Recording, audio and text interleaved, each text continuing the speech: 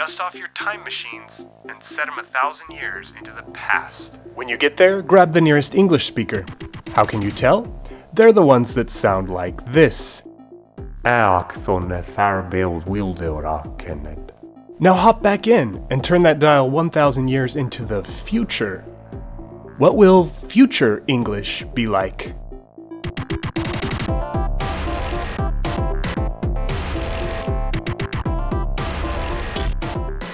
Since most of us don't have time machines, how can we predict the future at all? With fortune tellers and crystal balls.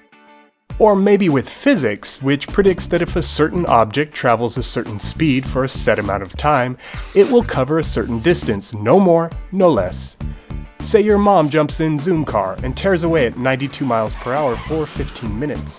When we pull out a really long ruler to measure how far she's gone, this equation predicts that she'll travel precisely 23 miles. Great! But where's the foolproof equation for predicting complex social things like languages? This isn't physics, you say? Well, are there at least trends? Okay, here's a possibility. Complicated words with a lot of moving pieces often get simpler over time. It's not a rule, but maybe we could find more of these patterns. But it gets more complicated, because our language's look and feel will depend on the path it takes through future history. I mean, sometimes a single language branches out into a full family tree. The progeny might differ subtly from one town to the next, or they might sound totally different from each other. Will future English actually turn into an entire family? But that family doesn't have to come from proper English.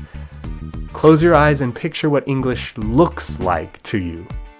Did you see this?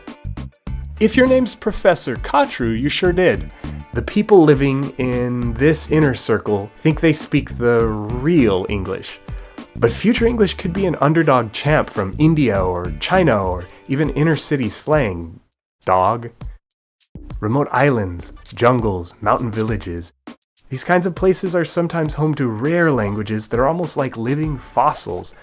Will future English survive like a time capsule, giving future scholars the chance to marvel that, wow, this remnant sounds almost as quaint and archaic as people did back in the year 2014? Languages can take the middle road, changing and not changing at the same time. It sounds weird at first, but all it takes is a dash of diglossia, meaning double tongues. Thanks to a uniform written Chinese, a book from Beijing can be read in Hong Kong. But when locals from Beijing travel to Hong Kong, they find themselves surrounded by a completely different language. Will future English be like this, seesawing between a rigid, cohesive language and a patchwork of local languages? Even stranger are creoles, languages that almost come to life out of the bones of other languages. Ugh. Tok Pisin in Papua New Guinea snags most of its words from English, but you couldn't tell by listening to it, it's still full of foreign features. Seriously, they have different words for talking to one person, two people, three people, or a bunch of people. But a creolized future English, is that a bit extreme? No, we haven't even reached the extremes. What if in the wake of some catastrophe, only 3 speakers remain? Think of those last speakers out there.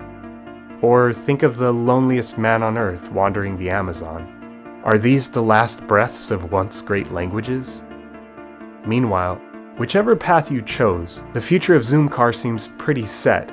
It'll just keep following this equation. Speed goes up, more distance covered. But things could go many ways for future English.